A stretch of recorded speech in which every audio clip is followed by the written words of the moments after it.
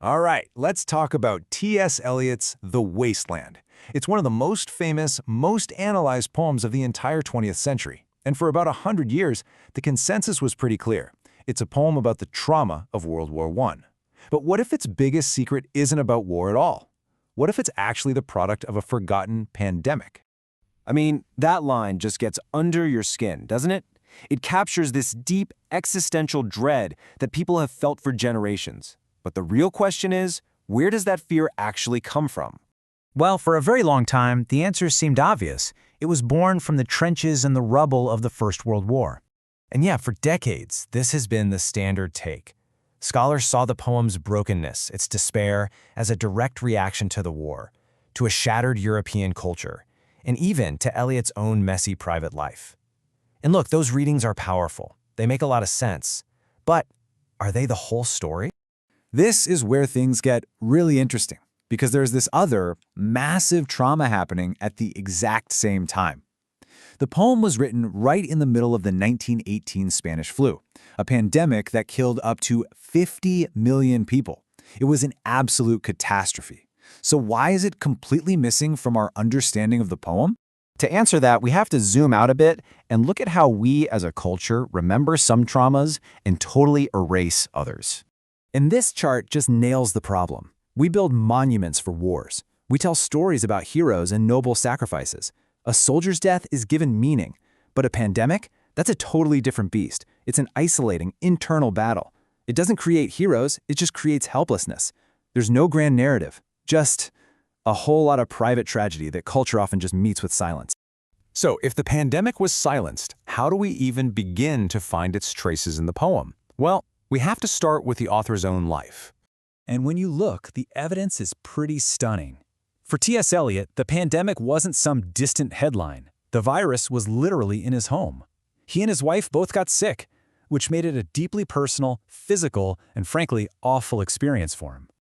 And listen to how he talks about it in his letters.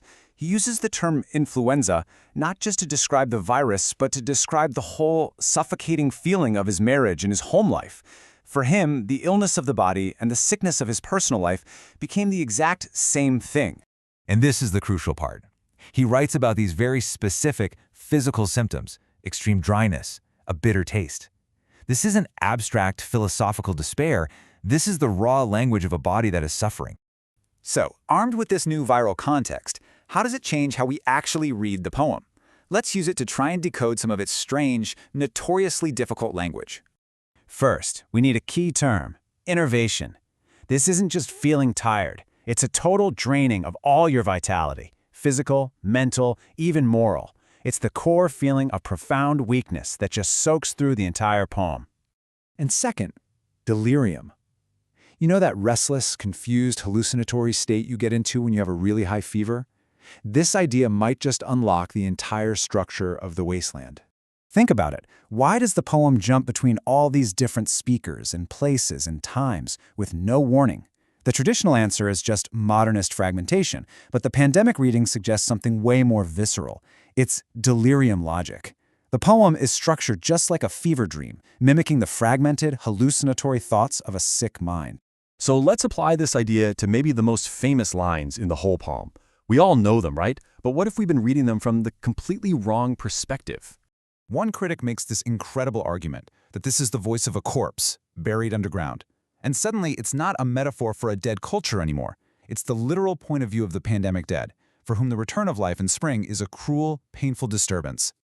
Now, what about this really intense passage? It's almost always read as a kind of spiritual crisis, pulling from Buddhist teachings. But if we look at it through the pandemic lens, it becomes a raw physical description. It's the literal sensation of a body being consumed by a raging fever, a feeling that would have been horribly familiar to millions of people in 1918. The poem is just obsessed with thirst, with dryness, with this desperate, agonizing need for water.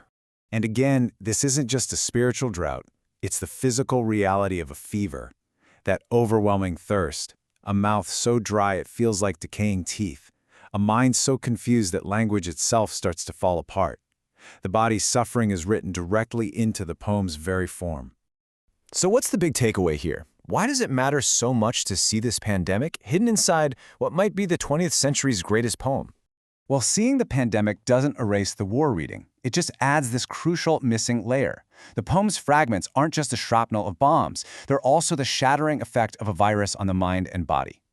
The wasteland, in this light, becomes a kind of secret memorial to a trauma that an entire culture tried to silence and forget.